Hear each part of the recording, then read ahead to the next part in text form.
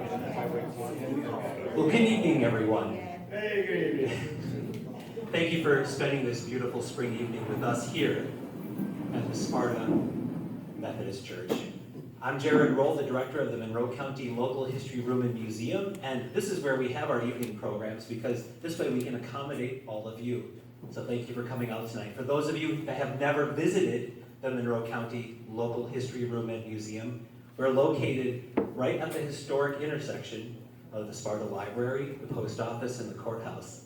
On the second floor is the Deke Slayton Space and Bicycle Museum, which is a separate museum from us, but there are two museums in one place. And at the History Museum where I work, we collect artifacts and archival items, and we also do public programs like this. Tonight we're going to learn about a lesser known but very important chapter of World War II history in a program that is titled Went for Broke, Japanese American Soldiers at Camp McCoy during World War II. Tonight's guest speaker is Dr. Gerry Iguchi, who is Associate Professor of History at the University of Wisconsin-La Crosse. Dr. Iguchi's program will explore the experiences of the 100th Infantry Battalion, comprised mostly of Japanese American soldiers from Hawaii, during their training at Camp McCoy, which we now know as Fort McCoy, during 42 and 43. During their stay at Camp McCoy, the soldiers of the 100th not only underwent rigorous training, but they also forged meaningful connections with Sparta area residents. Now, at the History Room, we're very fortunate that some of those residents, some of those families have contributed the correspondence that they had with their friends in the 100th. We have letters, postcards, photographs, including a couple paintings behind me that were done by one of the members of the 100th, which I would invite you to come up and take a look at afterward. We cooperate with the archives related to the 100th over in Hawaii, and we share scans of information back and forth, so anybody who's researching this topic has wide access to the information. So I would encourage you, if you want to learn more about this topic after tonight's talk, come and visit us at the History Room, and we'll be glad to share with you what we have. Before we get started tonight, I just wanted to share one other thing that is so interesting. I'm grateful that Dr. Iguchi told me about, but we use Facebook to share information about our programs as well as other things, and we had someone respond. So Asima Yoshihara of Hawaii posted something special on Facebook in reaction to the flyer that we had sent out to promote tonight's program. His brother was in the 100th.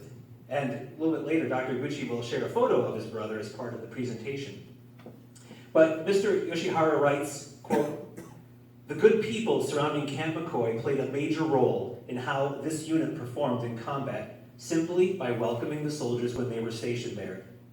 They had arrived on the mainland under a shadow of suspicion and with no knowledge of what was to happen to them. The greatest part of the war," said one soldier, "was that the people of Wisconsin treated us like human beings. It restored our confidence." It's in that same spirit that I would ask you to help me in welcoming tonight's guest speaker, Dr. Gerry Iguchi.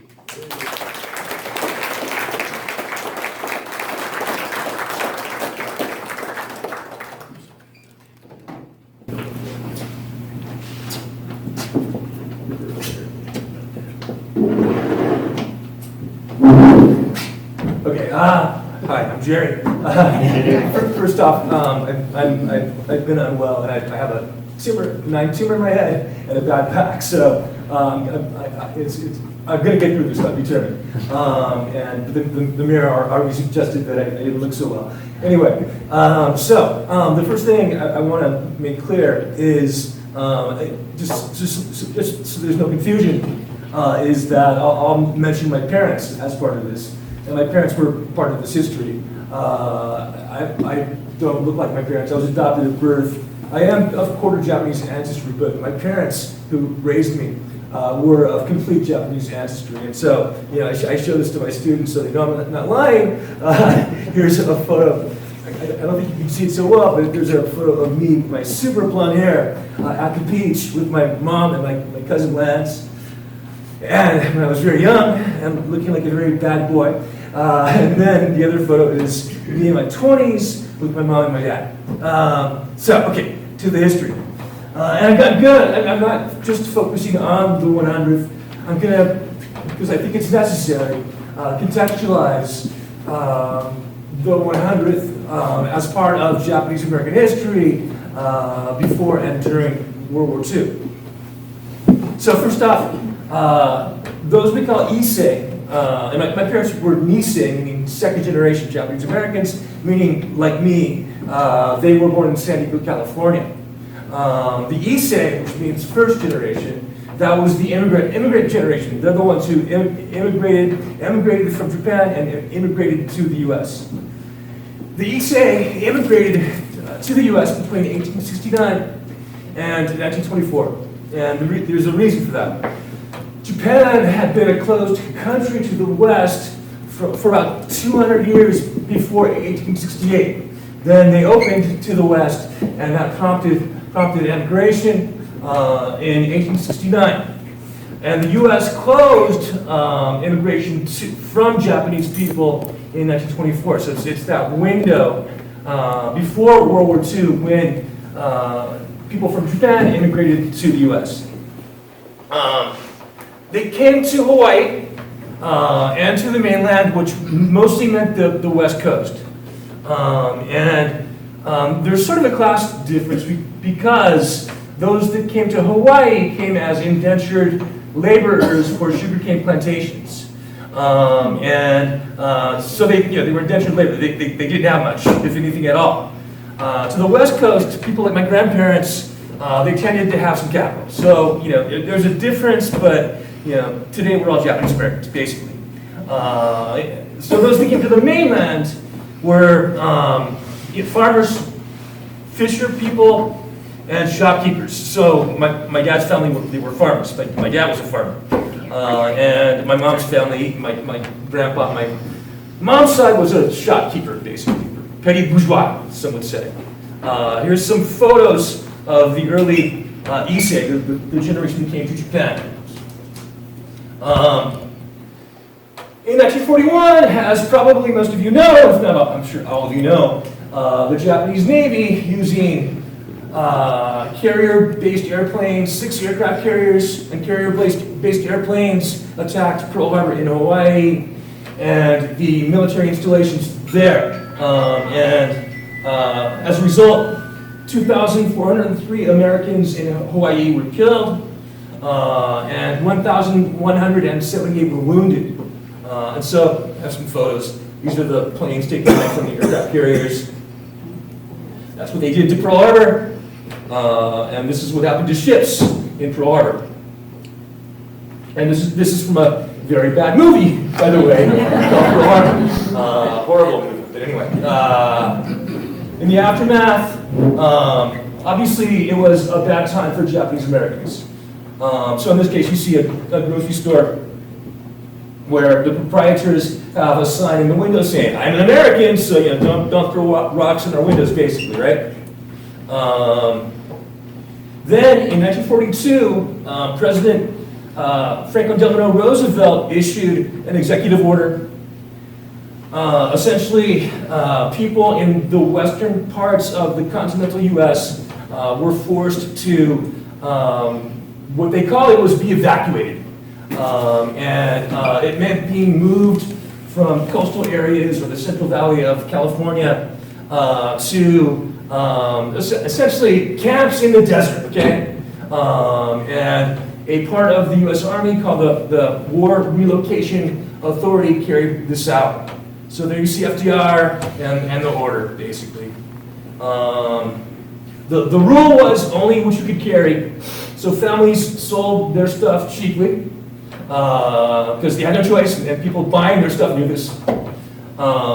Some white friends helped people keep their property for them. And I've heard of it, I think it was a novel at least, I'm not sure if this actually happened, but of a family burying their stuff in the backyard, thinking they could come back and get it maybe after the war or whatever. And here's what it looked like. People, like in my family's case in San Diego, but other places too, were told by a certain date, show up at a train station. And that was what they did, only what you could carry.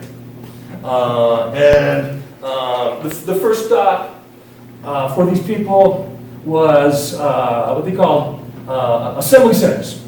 And the assembly centers, like one, for example, that my family ended up at was in a place called Santa Anita, California, in the eastern part of Los Angeles.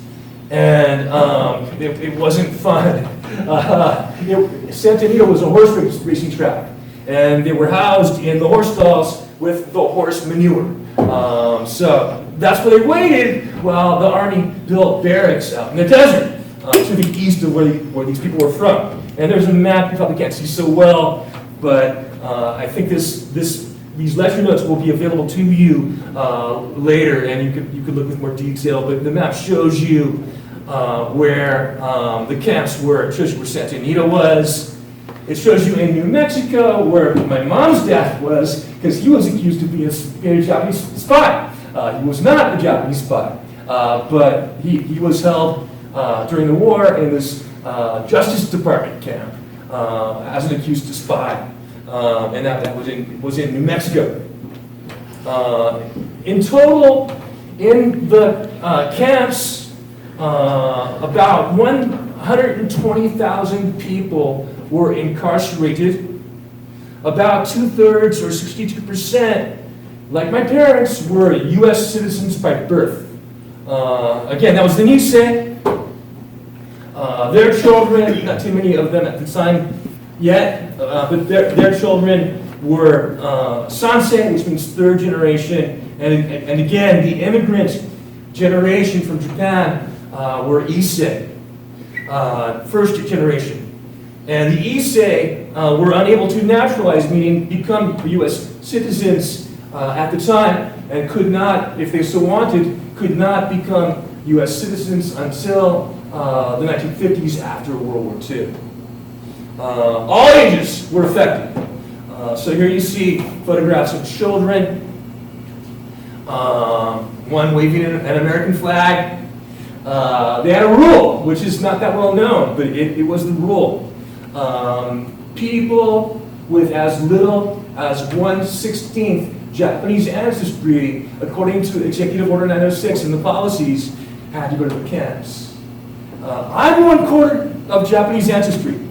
If I had a child with somebody who was not of Japanese descent, and my child had a child with somebody who was not of Japanese descent, then that child, my grandchild, would have had to go to the camps, 1/16.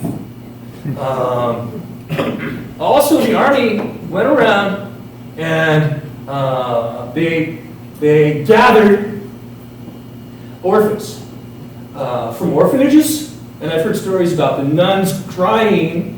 Obviously, in Catholic orphanages, well, the soldiers with their rifles and bayonets took the children away. And in some cases, it meant taking orphans or small children away from families who had adopted them to take them to a camp in Eastern California called Manzanar. And I always think about, like, geez, if you're an orphan, you have no parents, then you get adopted, you have parents. Then the Army comes along and takes you away to Manzanar.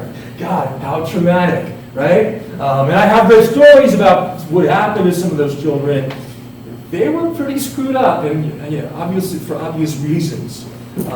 These are, anybody ever heard of Ansel Adams? Ansel Adams? Oh, yeah. Sure. Famous nature photographer, right? He went to this camp in Manzanar, Eastern California, east of the Sierra Nevada mountains, and photographed the camps, including images, photographs of these orphanages in an orphanage or a nursery inside Manzanar, a camp that was surrounded by barbed wire, guarded with guard towers, upon which there were soldiers with machine guns pointed inwards. There were 8 guard towers there. There are interesting stories. One was of a guy named Ralph Lazo, who was actually Mexican-American, and he lived in a multicultural, multiracial neighborhood in Los Angeles, and he had a lot of Japanese-American friends.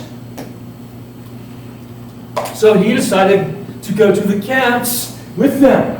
And there's some photographs of him. I imagine the first one at the beach, probably that's before the war because it's the beach and there were no beaches at the camps. There's another of him at Manzanar and another of him at Manzanar.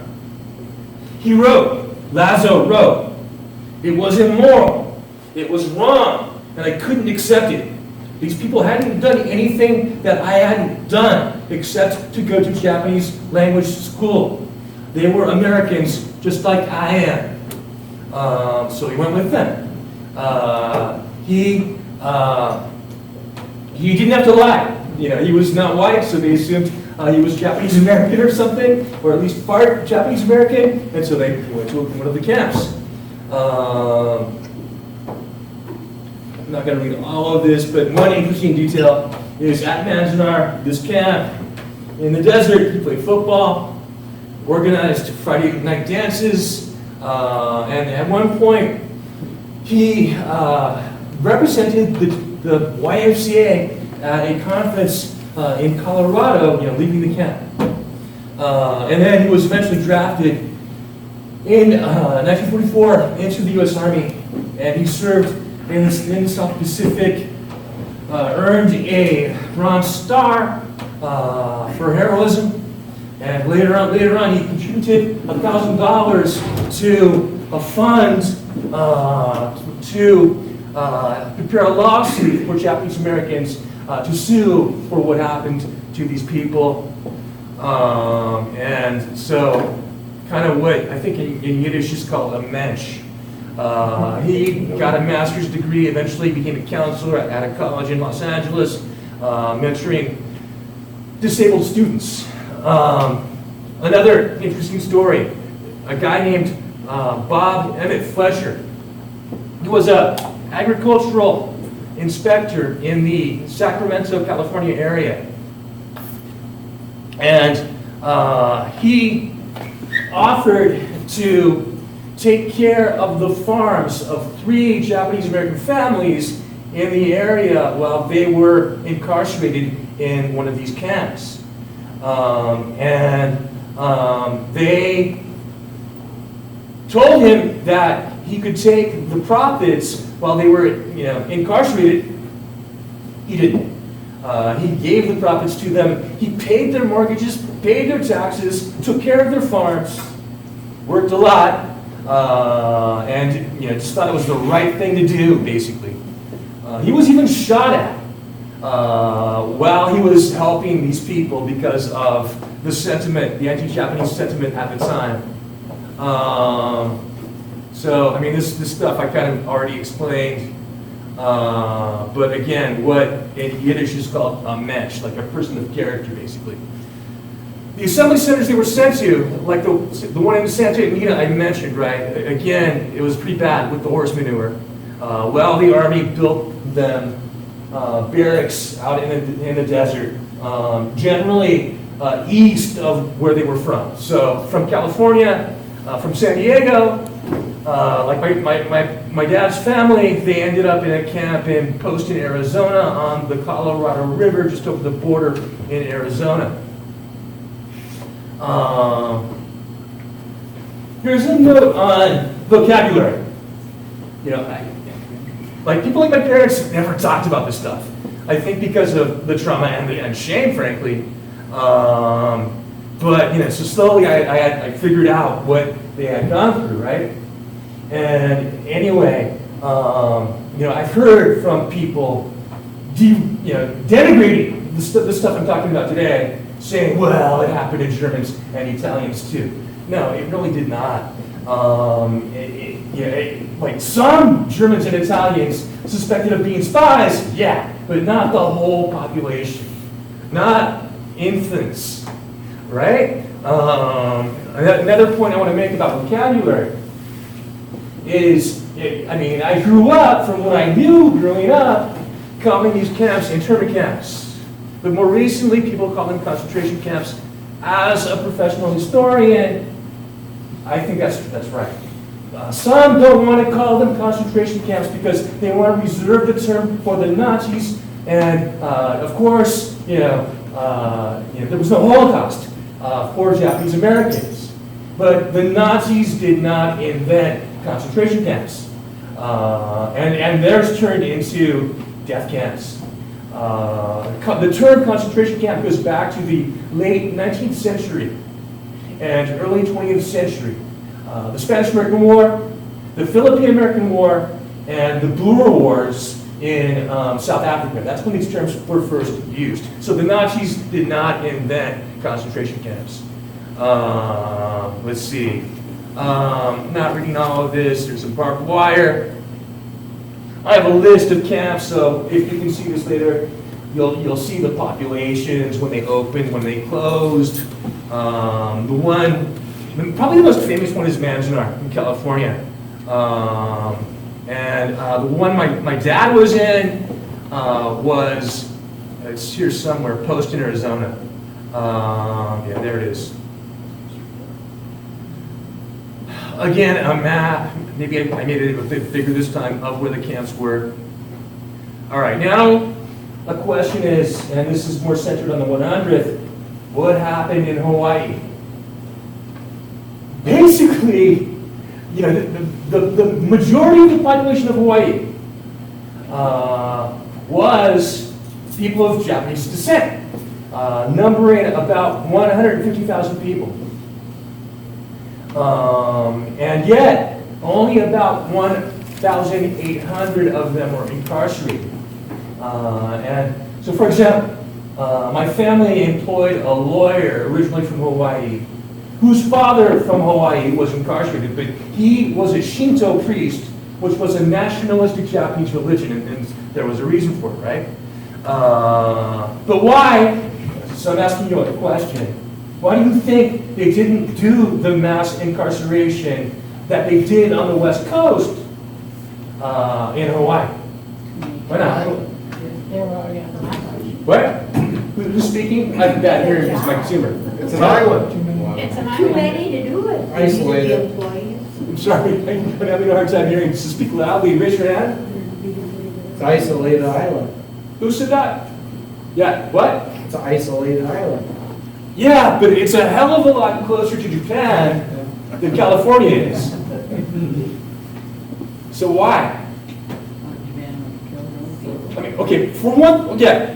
They needed the labor. Yeah, who would do the work? It's most of the population. But also, I think that there was already resentment towards especially Japanese American farmers like my grandparents or my grandpa. If you look at a Wikipedia page on the part of San Diego I'm from, it's called Palm City. It actually mentions my grandpa and his brother that they were farming 70 acres. This was a successful population of agriculturalists, right? Which I think engendered resentment already from the majority population. And so I think that in part explains it. I have some images here. This one is interesting to me. It says, Japs, don't let the sun set on you, keep moving. This is Rose Hill. Anybody know what sundown towns were? What? Say again. Please raise your hand. I didn't hear what you said. What's that? I didn't hear what you said. Can you repeat the Anybody know what question? sundown towns were? Sundown town. Yeah.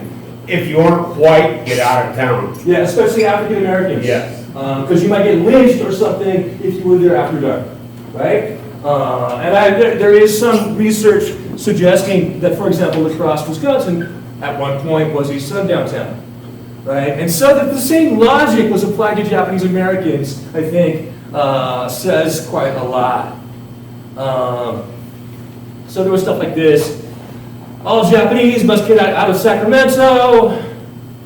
And these I find quite interesting. Hunting licenses, okay, for Japanese American people. If you Google, and I can't do that, if you Google these hunting licenses, oops,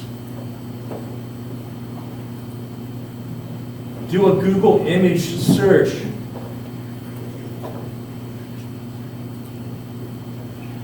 you can see that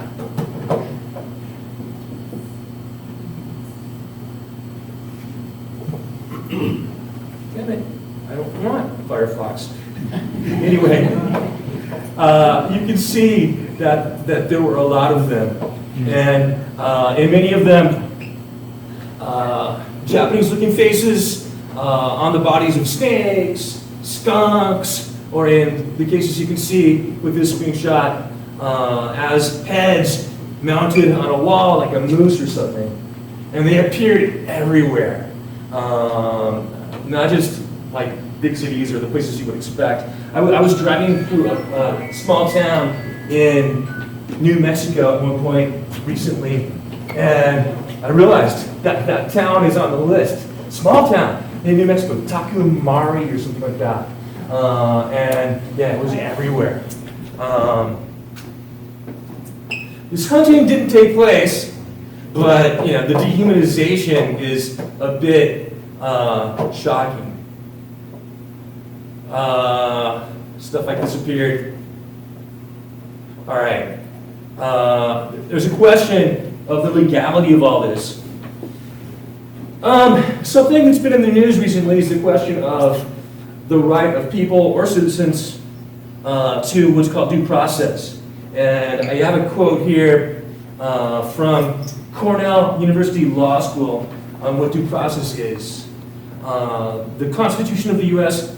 guarantees due process not just to citizens but to people in the U.S. And this Cornell webpage lists what at least one, it says famous judge, how he defined due process. Essentially it means, you get the right, before you can be thrown into incarceration, you get the right to be charged with a crime. You get the right to legal representation. You get the right to trial by a judge or jury. And you get the right to, before being imprisoned, you get the right to actually being found guilty. People like my parents did not get that right, right? One person especially is famous for challenging incarceration. His name was Fred Korematsu. The guy was from Los Angeles, and he just stayed. He didn't go show up at the train station. He just stayed at home. And eventually the FBI came and arrested him. And came and arrested him and imprisoned him. And he got lawyers and he challenged it. And eventually this made it to the Supreme Court. In 1944, the Supreme Court upheld the incarceration of Japanese Americans. As for Korematsu, in 1983, his conviction was evacuated, meaning found faulty, I guess. In 1998, he got the Presidential Medal of Freedom. And then in 2018, in a case called Trump versus Hawaii, the state of Hawaii was challenging Trump's so-called Muslim ban on travel to the U.S. The Supreme Court actually ruled against Hawaii, but Chief Justice Roberts wrote in his majority opinion, kind of in an offhand way, that in 1944 the Supreme Court was wrong. There's debate about how official that is, but Roberts, he said it was something like everybody knows it was wrong, like that. Here are photographs of Korematsu as a young man and then as an older man with his Presidential Medal of Freedom. In 1988, President Ronald Reagan, a famous Republican president, said that this happened because of race prejudice, war hysteria, and a failure of political leadership. Eventually, people like my parents both got $20,000 in restitution for what had happened. All right, now we're talking military. Now, this is after the 100th formed, but it also shows you the logic of using Japanese Americans in the military.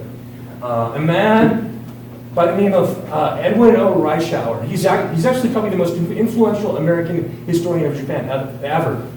He was a Harvard professor, but he was born the son of missionaries in Japan, so he was completely fluent in Japanese and could read and write it. So obviously he was useful to the US government during World War II. There were not that many white Americans who knew Japanese.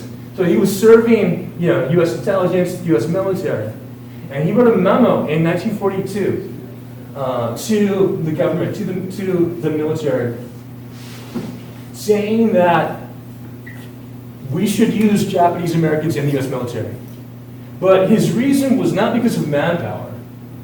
His reason was ideology, essentially propaganda or public relations, saying that if the US used Japanese American soldiers, it would prove that the US was not racist.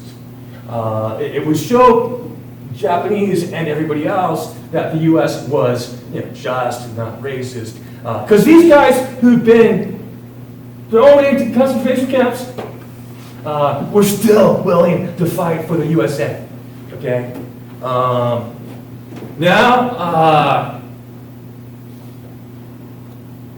let's talk the 100th. The 100th, I think it's funny that the members of the 100th call themselves the one puka puka. Anybody remember what puka shells were? Are puka shells? They're very much a 1970s thing, I think. Right? So they were shells with holes in them that you would string a necklace or string a string through to make a necklace, right? That's because puka in Hawaiian means shell, or not shell, sorry, hole. So 100th is one, right? Hole. So they call themselves the one puka puka. They organized in June of 1942, so before Reischauer's memo. Here's some photographs of them. I'm not sure where the first one was, but I'm pretty sure the second one was Wisconsin. Because there's The first one's deep south. That's slash pines. what's that? That's deep south, probably Louisiana. Yeah, there's pine trees. That could even be Hawaii, maybe. But yeah. And here's one. And then my favorite is the one on the right, where you might not be able to see that clearly, but you have a couple or three Japanese American soldiers from Hawaii in uniform, and it looks like three local women. And then in front, they've written in the snow, Aloha, 1942, right? 100th Infantry Battalion. All right, here's an interesting story. Jared already mentioned this story. A guy I know from a Japanese American Facebook group named Isami Yoshihara has that photo as his profile picture on Facebook. And we had interacted a bit previously because he was telling me about something he did as a docent at a museum in Japan where the exhibit was on Japanese American history. So I had seen the photo. One day I was in downtown La Crosse, and I think at the time I only lived about 3 or 4 blocks away. And I was down by the river looking east, and I realized that's where that photo was taken. One way you can tell, so this is Main Street. One way you can tell is that right there, you can see the tower of a church in La Crosse called St. Joseph's the Worker Catholic Church. And so I'm positive that that's where it was taken. On 5th Street. What's that? I said it was on 5th Street. 5th and Main, yeah. And so when I realized that, I sent a message to his brother, Isami. And I showed him with Google Maps where the site was. Okay, this is what he says about the photo on his Facebook page. This photo of my brother Hisashi, who was an original member of the 100th Infantry Battalion, was taken at La Crosse, Wisconsin in 1942. When I told him where the photo was taken, he wrote to me, "Gerry, arigato, thank you, for pinpointing the location of the photo, since I've always been curious where in La Crosse was taken. Because this city was nearby, it was a popular destination for the 100th Infantry Battalion soldiers who were treated so well by the local people.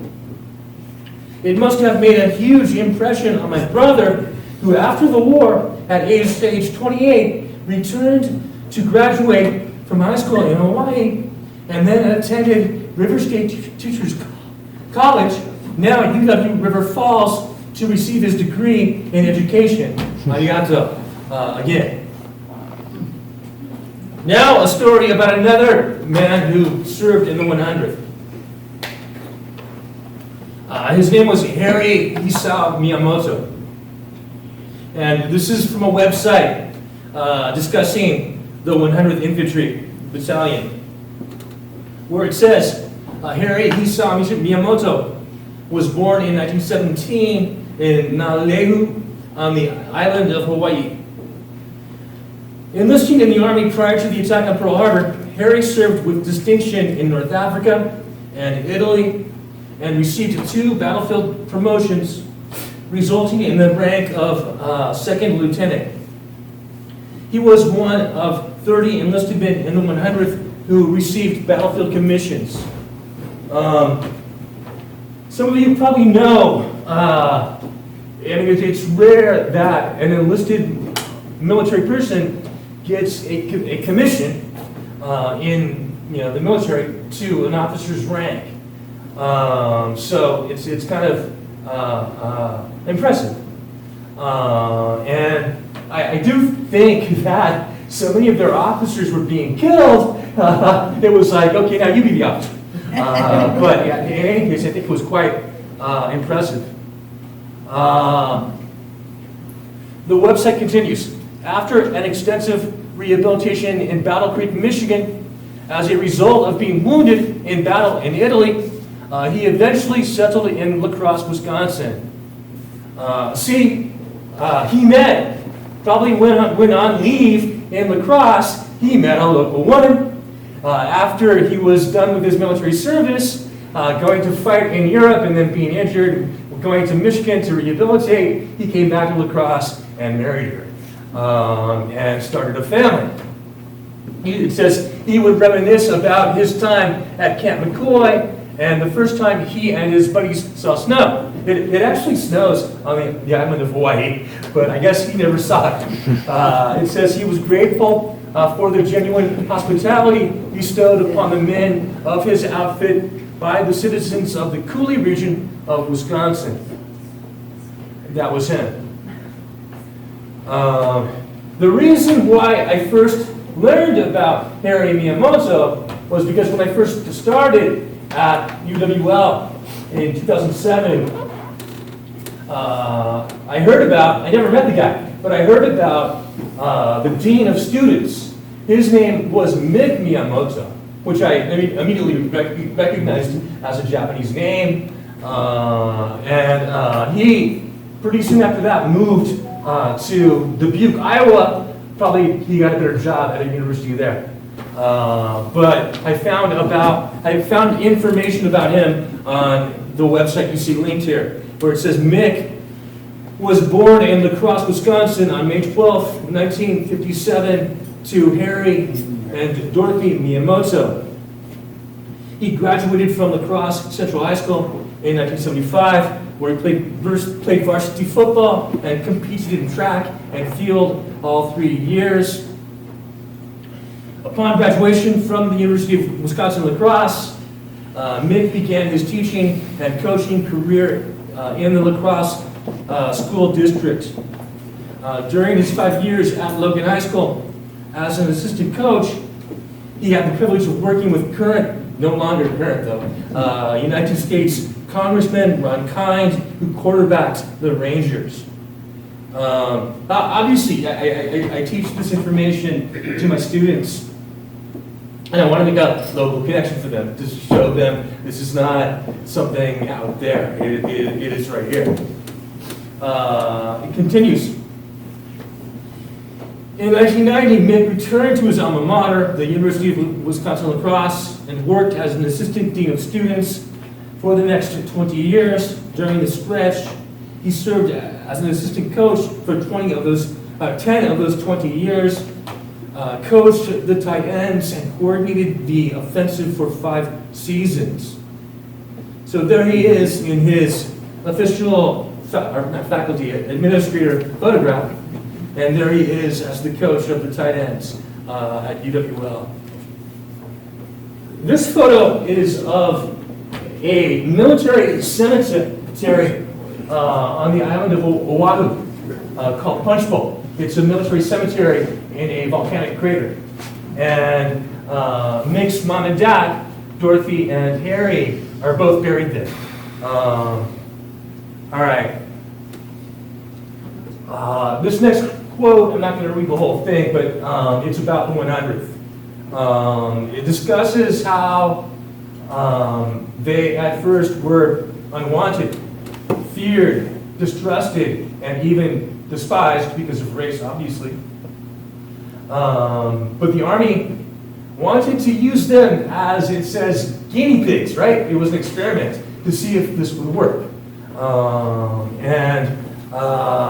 Let's see. They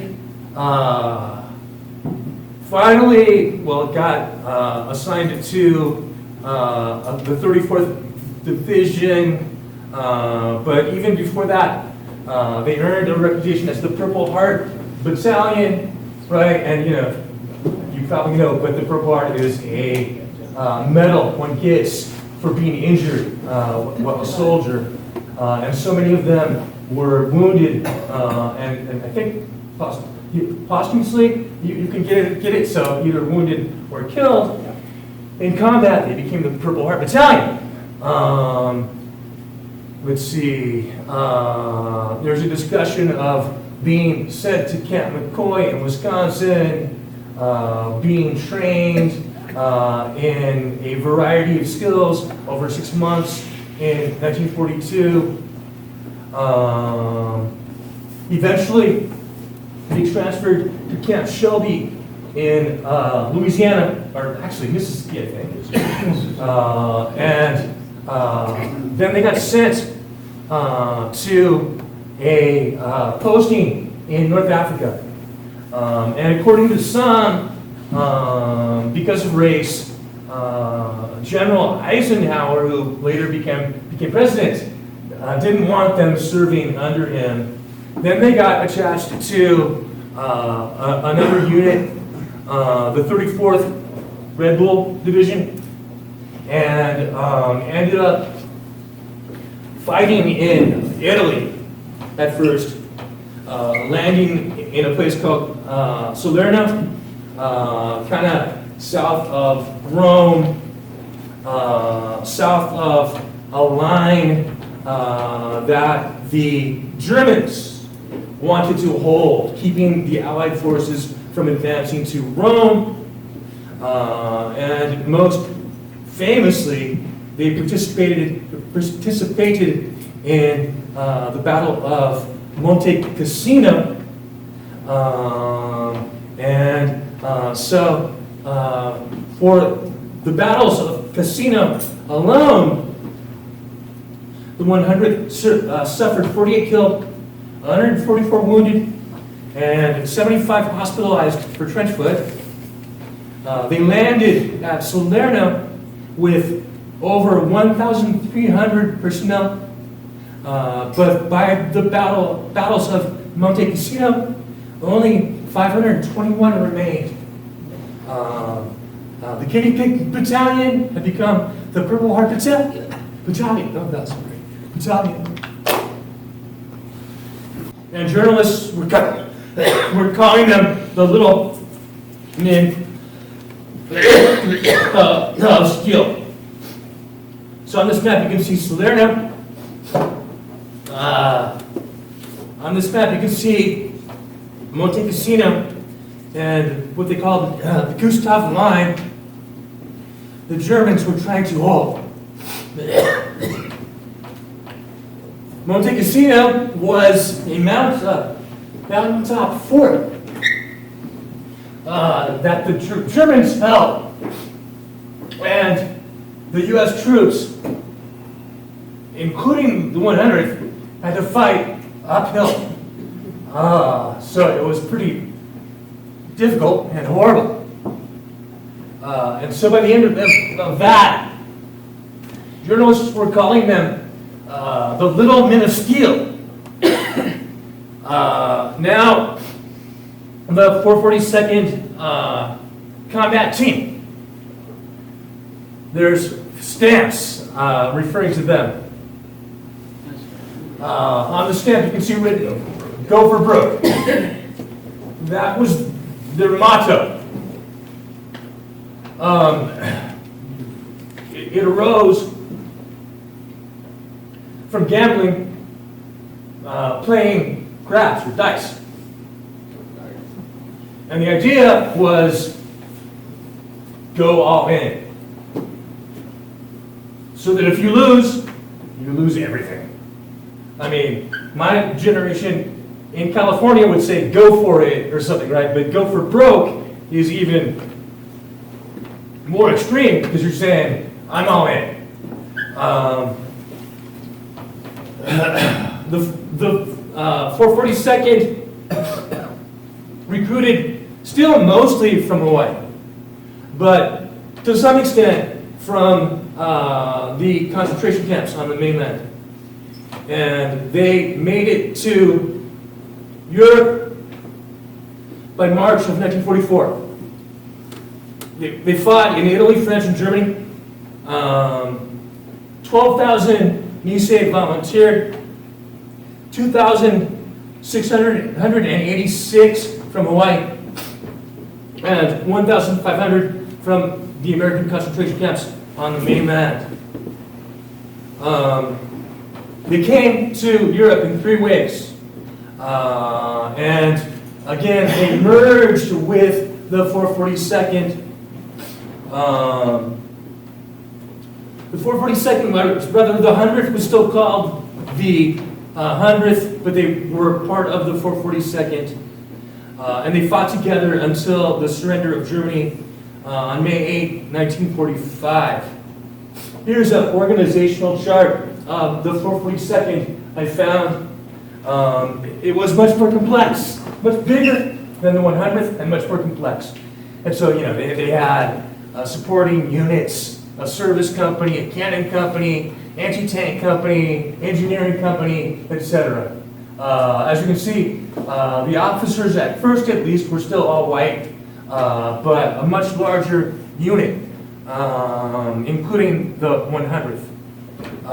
They earned more than 18,000 awards, including more than 4,000 Pro Arts, 4,000 Bronze Stars, 8 Presidential Unit Citations, 21 Medals of Honor, and then in 2012, all surviving members got the honor of becoming Chevaliers, which is like Knights of the French Legion of Honor, because of their role in the liberation of France from Germany. And there's a photo of these old-timers in France receiving this award. One famous member, anybody ever heard of Senator Daniel Inouye? Yeah, from Hawaii, right? That was him. And you can see in his senatorial photograph there, you can kind of tell he's wearing a suit, but there's only one hand, because his right arm got blown off in battle in Italy. And I read about this.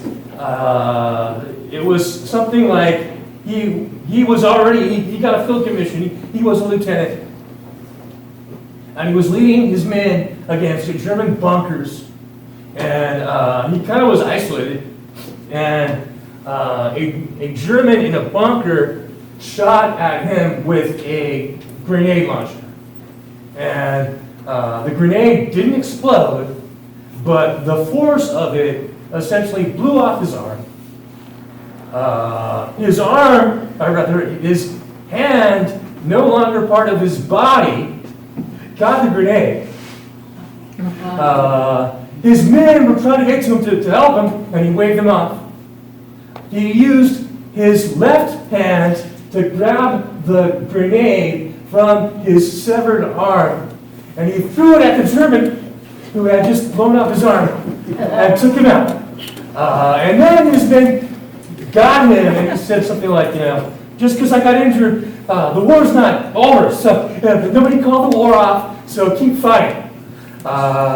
So there he is. In this photo, you can see a young Daniel Inoue with his amputated arm.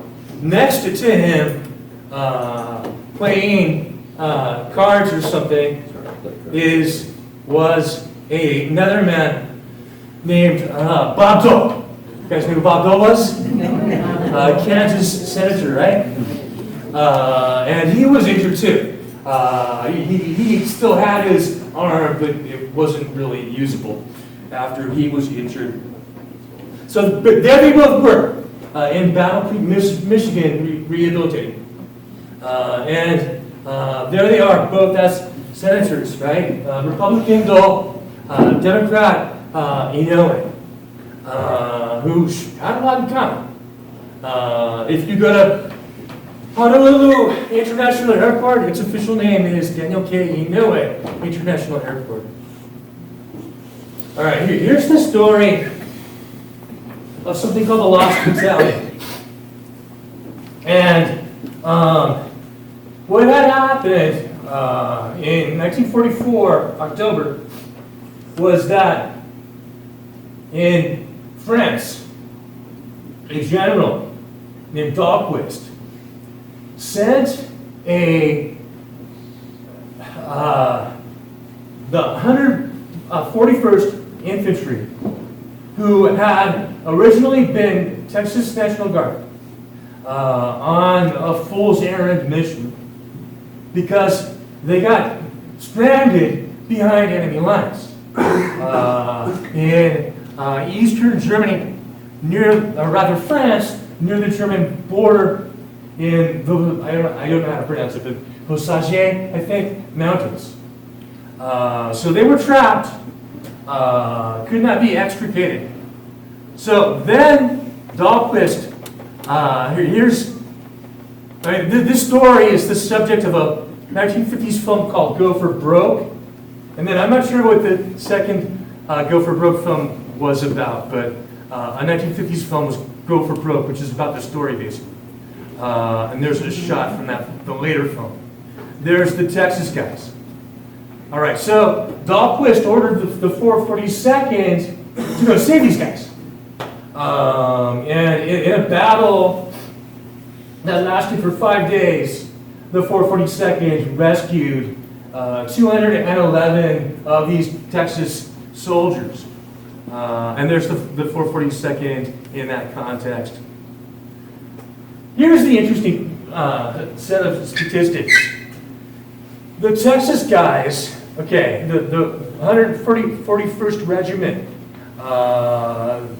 for them, 61 were killed, wounded, or missing, or captured. For the 442nd rescuing these guys, 161 were killed in action, 2,000 were wounded in action, and 43 were missing in action. So, interesting discrepancy. There's a 442nd guy shaking hands with a Texas guy.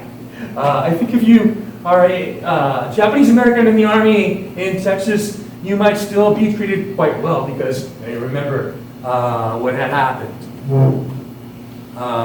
There's a street in a city in France named after the 442nd, a road named after the 442nd there because of the fact that they liberated it from the Germans. Here's a interesting thing that happened. And I bring this up because in my world history classes, I used this lecture more or less to contextualize a novel called No No Boy by an author named John Okada, who was from Seattle, published in the 1950s. But you know, the questionnaire was this. It was a loyalty questionnaire. And the two most important questions were, are you willing to serve in the armed forces of the United States on combat duty or wherever ordered? The Army was trying to determine who they could draft, who they could get to join the Army. This was in the camps, okay? And the second question was, will you swear unqualified allegiance to the United States of America and faithfully defend the United States from any or all attack by foreign or domestic forces? And forswear any form of allegiance or obedience to the Japanese emperor, to any other foreign government, power, or organization. And the bit about the emperor pissed off some of these guys because they didn't give a damn about the emperor.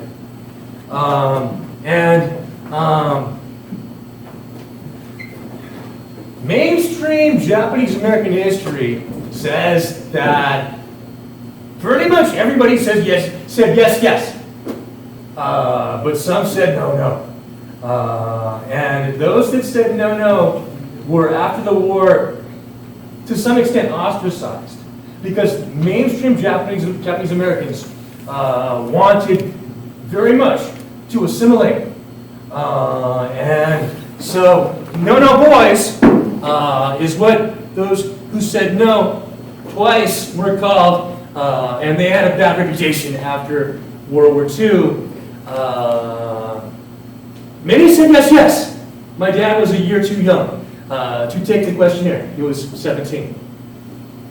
But both my parents' older brothers must have said yes because at the end of the war, they were both being trained in military intelligence, in Japanese language actually, to serve U.S. Military intelligence service. Those who said no, or no, some of them were sent to federal prison, about 300. Some are not. I'm not sure why. Some got sent to federal prison, some did not.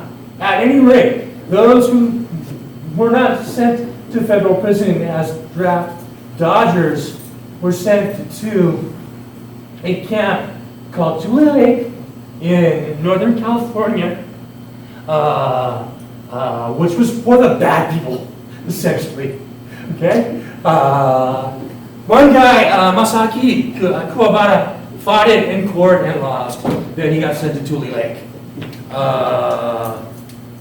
So about 12,000, or rather 1,000 got sent to Tule Lake.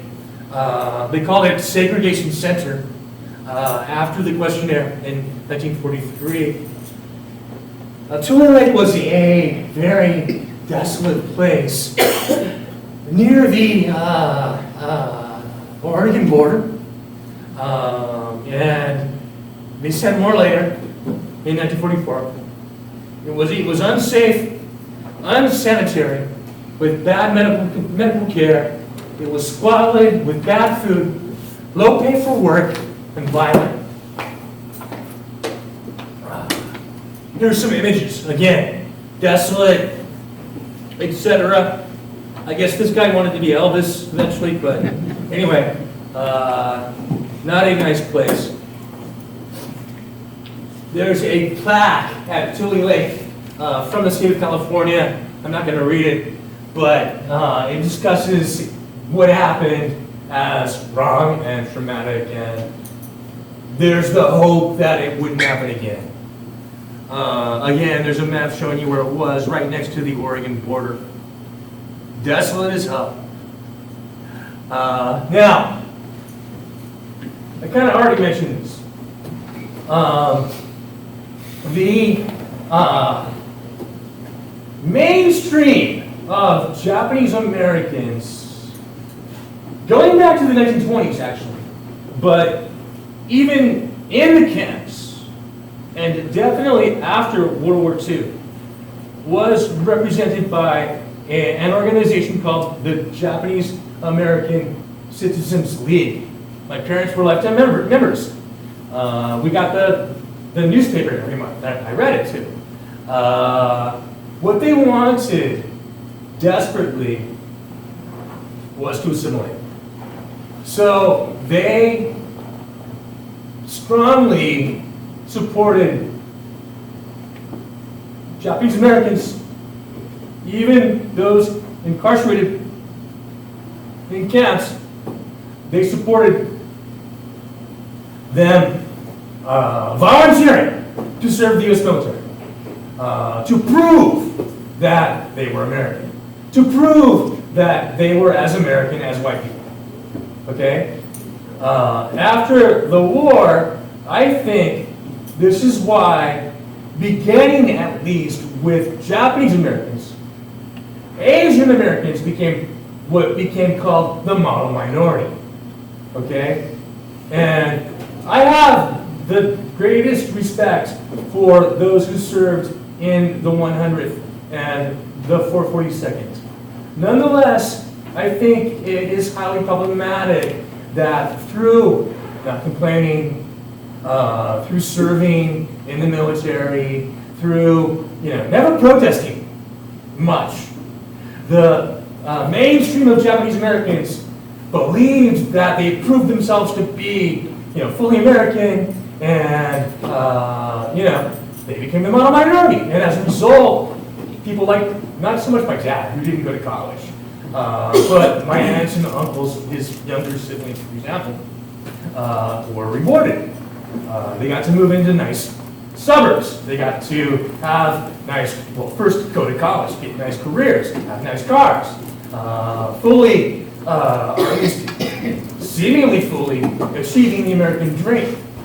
And as the so-called model minority, right, I always ask my students, model for whom? And basically, I think it's pretty obvious, model for other Americans of color.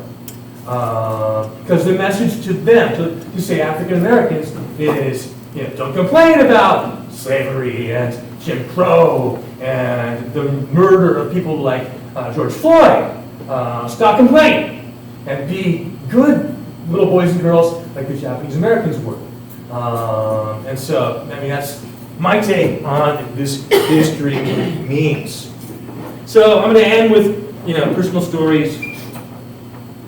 Gerry Iguchi, my dad, he was 14 in 1942, and as a apparent enemy alien, he was incarcerated in a place called Poston, Arizona, which happened to be inside an Indian reservation on the Colorado River. He graduated from a high school there in 1945. A school, behind the barbed wire, guarded by soldiers with machine guns. So in 1942, he was an enemy alien. Then 5 years after release, in 1950, he got a draft letter saying, well, essentially, now you're American, and now you have to go fight communism for us in the Korean War. 5 years after release from the camp in Poston. There's Poston on the map. There's a map of the area of Poston. There's not my dad's high school yearbook, but I have it. And it's just like class of 45, in posting, inside a concentration camp, inside Indian reservation. There's the barracks there. Gerry Iguchi, my mom, in 1942, she was 15. Her dad was accused of being a spy, as I mentioned. He was not, but he was put in a federal Justice Department camp in New Mexico. While my mom and most of the rest of her family lived in a small town in Utah on parole. They lived on some Mormon dude's sugar beet farm. So they went to school and they picked sugar beets. This was all while her mom was dying of stomach cancer. And I've heard it was terrible, terrible. Stomach cancer is probably the most painful cancer you can get. And she was apparently screaming about wanting to die.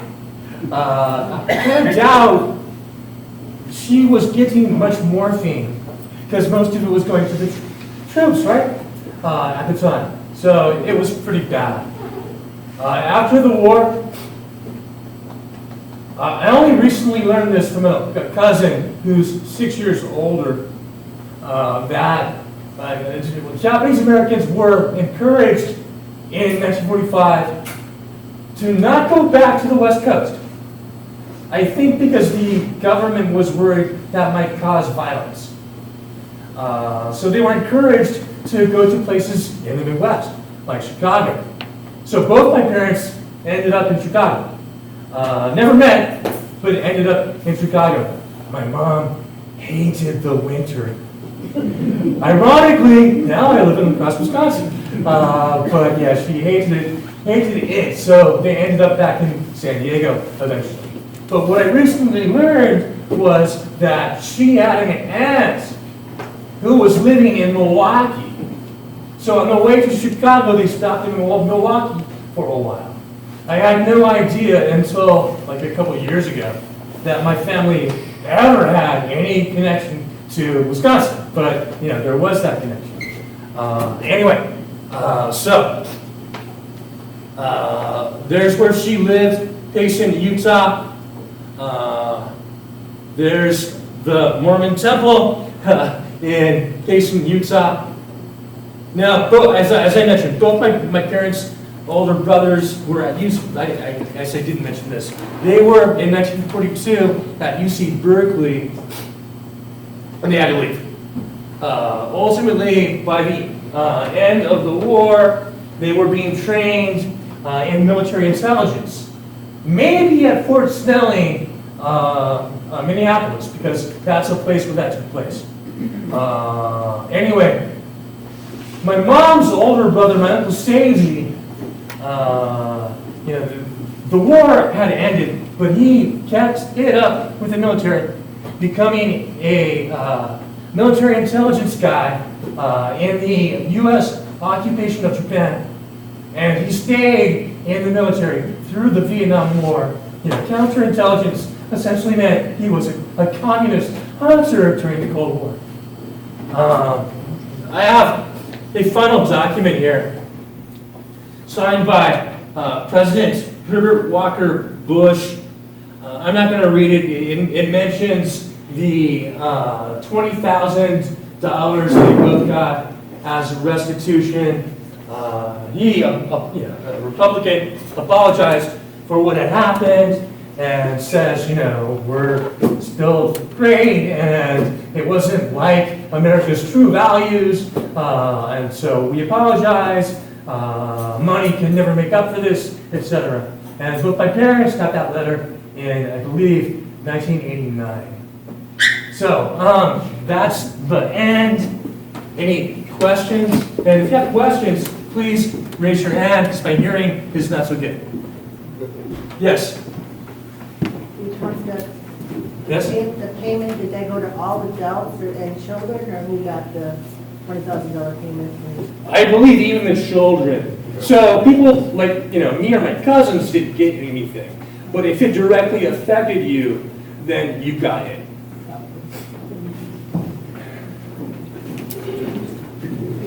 I think you mischaracterized the Japanese hunting licenses a little bit. There's no doubt, it can't be argued about the animosity towards the Japanese Americans in California, but the majority of those Japanese hunting licenses was because of the brutality, the total and utter brutality of the Japanese army. And a lot of those, the soldiers bought them and all that. And that's, maybe on the West Coast there was a little bit of that. But the reason there's so many of them is because we had so many soldiers in the Pacific fighting the Japanese army, which was one of the most brutal armies. Okay. Anybody else have a question at all, or, back, okay.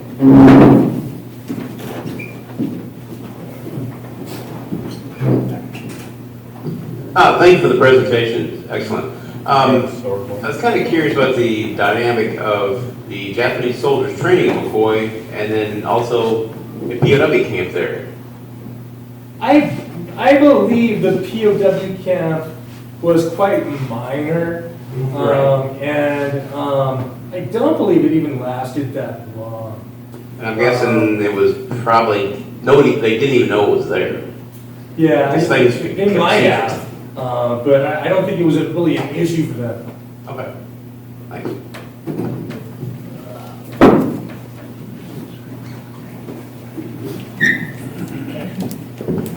Just a general comment. My dad grew up bordering the farm he lived on and grew up on bordered Fort McCoy at that time, and eventually in 42 became part of Fort McCoy.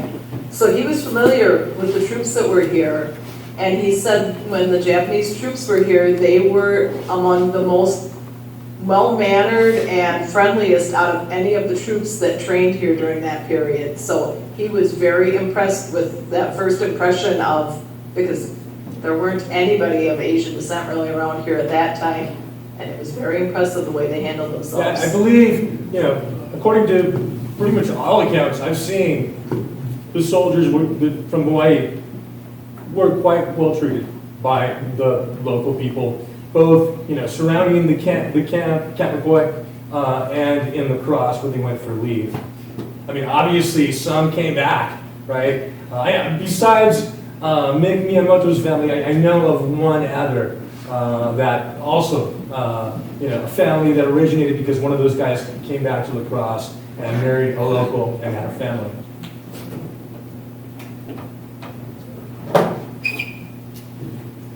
All right, any other, one more, okay. One more. Sure. General Patton was very well known for being outspoken about a lot of things. What was his opinion about their combat performance? I don't really recall reading anything. Please repeat. Oh, General Patton, he's obviously very outspoken about his opinion on things. What were his opinions on their combat performance in Italy? Because I don't recall ever hearing him speak of that. I don't know, but I get the impression from what the general impression was that both the 100th and the 442nd became highly revered because of how they fought. Right. Patton was armored division, he wasn't part of the infantry. No, I understand that, but he outspoke on a lot of things. His opinion.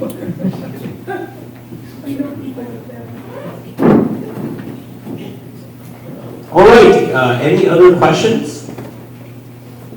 Well, what we can do is, Gerry, if you're okay with sticking around for a little bit, if anybody has any questions to ask, is that all right? Sure. Okay, we have refreshments in the back, we have some juice, we have some cookies, and I just want to thank you again for coming tonight. Do you, okay, what? One thing. They recently had a show about this on PBS, probably less than a month ago that I watched, about the last battalion. And so I had heard about that before I even knew this was going on. So thank you for coming. Yeah, if you look on, say, YouTube and search for documentaries, you'll find quite a lot. Also, like news stories about, I mean, I recall one, I recommended these to my students, and I recall one about how a town in France still has annual celebrations. Of the national tour. Yeah, and they have the locals actually playing the parts of the Japanese American soldiers, but they also invite the soldiers. And there's not that many left now, but they invite or have invited them to come and participate. Oh, good. This is more of a statement than a comment. Sparta really fell in love with the one Puka Puka 100. For all you Spartans who don't know, shelter number 2 down by Perch Lake has a plaque that the 100th bought the picnic tables for that shelter, and there's a plaque there still commemorating that. I was just down there today, I took a picture of it, it is still up, it was, I believe, dedicated in 45 or 47. Something you might want to stop and take a look at.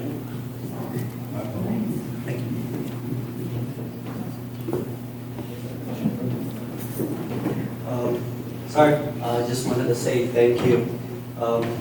My family and I, we moved here about 2 years ago. We're a few of us here. We come from the Fort 42nd. We have companies in American Samoa. Some have moved now to Washington. But we have been part of that organization, but to learn a little bit more about Fort 42nd and what Wisconsin has done for them. To me, it's kind of like, I kind of wonder why our family came from the islands and ended up here in Wisconsin. I mean, this is, for me, myself, it's quite, just to learn a little bit more about the history of the unit that we've been part of.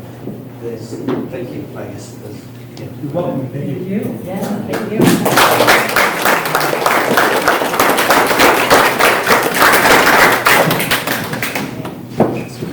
Yeah, what more?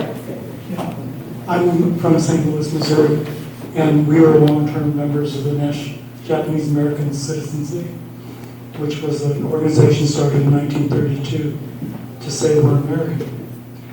And my mother was raised in Salt Lake, and if you were 200 miles off the coast, you were safe.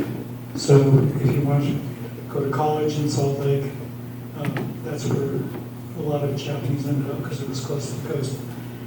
The leadership of the JACL was mostly 20-year-olds, lawyers, young students who said cooperate. They told their East State parents who couldn't speak English to cooperate. And my mom was friends of all the leadership, Harry Hondo, who edited the PC, the Pacific Citizen newspaper, and also Mike Masoka. And they said cooperate, and they're very proud of it, to say we're American. My mother and her brothers were Kibe, so they were raised 5 years in Japan. If you're original, you could be educated in both countries. So between 1923 and 1928, Mom was educated in Japan. So her brothers were in military intelligence, went to Fort Snelling military intelligence school, and they did all the translation in Nagasaki and Hiroshima after bombing. So, and one of my aunts was in the OSS, so she was in the CIA. So those that weren't in camps did serve as well. And there's a website called Uprooted so that you can become your own. And my family's in that. They did sugar beet sharecropping in Missa, Oregon, before the war ended. And their family farm in Forest Grove, Oregon was maintained by the local community. And nothing was taken, everything was safe. They were treated well.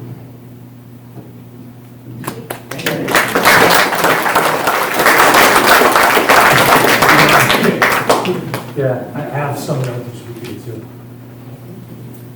Thank you for sharing. Anyone else has a question or something to share? I was just going to say, right, This was totally, it's not just World War II, it happened in World War I. My wife's great-grandpa came from Sweden, and he was at the registration thing, and they said, you're here to become a citizen? He said, yeah. They told him, World War I was going on, he says, you gotta join the Army. And he says, what happens if I don't join the Army? You go back home. So he joined the Army. He couldn't talk English or nothing. The horses could only understand English, so he had to learn English really fast. But he became a World War I veteran and stayed from Sweden. So it was before that stuff was going on like that. I think my impression is that because of 2 world wars with Germany, there was excessive, or there was a lot of assimilation amongst German Americans in Wisconsin, right? So yeah. Yeah. All right. Anything else anybody wants to share with the group or a question to ask? All right, we did this once before. That's okay. All right, well, very good. Thank you all for coming. Give me a round of applause for our special guest tonight, Dr. Iguchi. This room is open Tuesday through Saturday from 9 to 4. Hope to see you there sometime. Stay for some refreshments. Thanks again for coming.